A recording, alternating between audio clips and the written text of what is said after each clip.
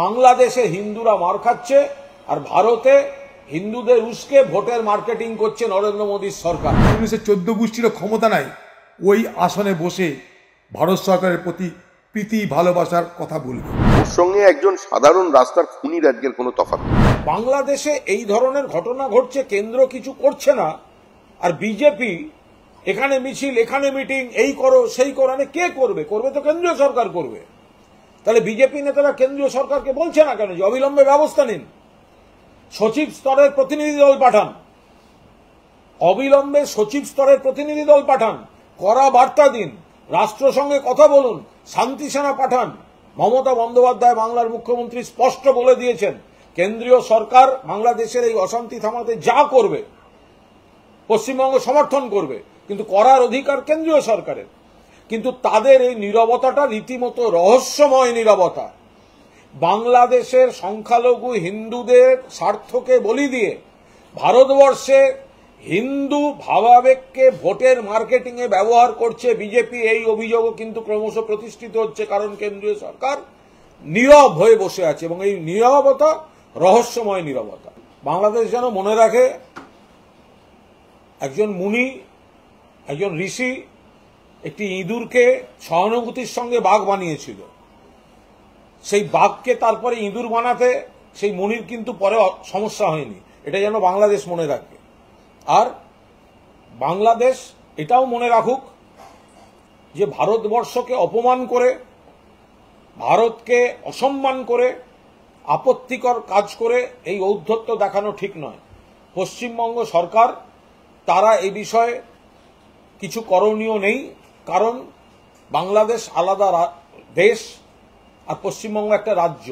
সেই কারণেই আমরা বারবার বলছি যে বাংলাদেশ এই সাহসটা পাচ্ছে কোথা থেকে? 56 ইঞ্চি কই? বাংলাদেশ চোখ রাঙাচ্ছে, বাংলাদেশ হিন্দুদের মারছে। এই 56 ইঞ্চি মণিপুর থামাতে পারে না। এখন বাংলাদেশ এত হিন্দু হিন্দু হিন্দু বিজেপি, তাহলে বাংলাদেশে কেন অ্যাক্ট করছে না কেন্দ্রীয় সরকার? মুখ্যমন্ত্রী বলেছেন যা ব্যবস্থা নেবে কেন্দ্রীয় সরকার বাংলা প্রথাগতভাবে সমর্থন করবে, কারণ ওটা একটা আলাদা দেশ, বাংলা একটা রাজ্য, আমরা আলাদা করতে পারি না। 56 ইঞ্চি কোথায়? বাংলাদেশ কথায় কথায় বিবৃতি দিয়ে ঔদ্ধত্য দেখাচ্ছে। বাংলাদেশে সন্ন্যাসীদের অ্যাটাক করা হচ্ছে এবং বাংলাদেশে সন্ন্যাসীদেরকে বন্দী করে রাখা হয়েছে, এমন পরিস্থিতি তৈরি করা হয়েছে, আইনজীবীরা দাঁড়াতে পারছেন না। বাংলাদেশ এমন কাণ্ড কারখানা করছে, বাংলাদেশের সেই অশুভ শক্তি, তাতে একটা ধর্মীয় ভেদাভেদ তৈরি হচ্ছে। কিন্তু এটা থামানোর দায়িত্বটা কেন্দ্রীয় সরকারের। সাহস পাচ্ছে কি করে বাংলাদেশ? বড় বড় কথাগুলো দেশের মধ্যে বলেন, মণিপুর থামাতে পারেন না, বাংলাদেশ থামাতে পারছেন না। সারা পৃথিবী ঘুরছেন কেন? যান বাংলাদেশে গিয়ে ল্যান্ড করুন নরেন্দ্র মোদী। অন্য দেশে যাচ্ছেন কেন? যদি বাংলাদেশে আক্রান্তদের পাশে দাঁড়াবার বার্তা দিতে হয়, নরেন্দ্র মোদী যান। মণিপুর তো যাননি, অ্যাটলিস্ট ঢাকায় গিয়ে নামুন।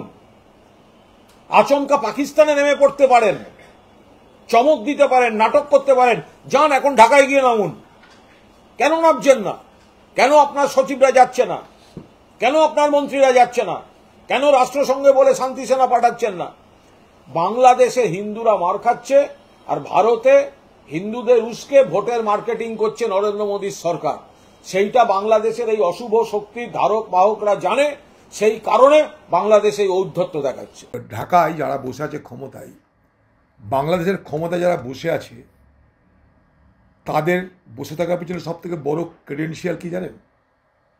সব থেকে বড় প্রশংসাপত্র, তারা ভারত বিরোধী। ওখানে বসে যদি ভারত বিরোধী কথা না বলে ভারত মৈত্রীর কথা বলা হয়, এই জামাতরা ওদের গর্দান কেটে দিবে। তাই ইউনুস কেন, ইউনুসের সেক্রেটারি কেন, ইউনুসের 14 গোষ্ঠীরও ক্ষমতা নাই ওই আসনে বসে ভারত সরকারের প্রতি প্রীতি ভালোবাসার কথা বলবে। তাই যেই থাকবে তাকে ভারত বিরোধী কথা বলতেই হবে।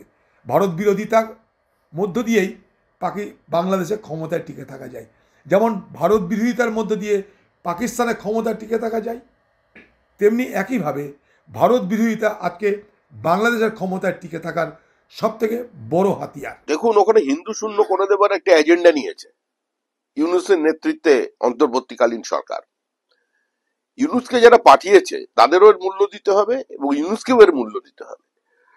ও নোবেল প্রাইজ পেয়েছিলেন, মানে কলঙ্ক, মানে নোবেল শব্দের সঙ্গে ওর নাম যুক্ত হয়ে যাওয়াটা সবচেয়ে বড় কলঙ্ক। ওর সঙ্গে একজন সাধারণ রাস্তার খুনির আজকের কোনো তফাৎ নেই।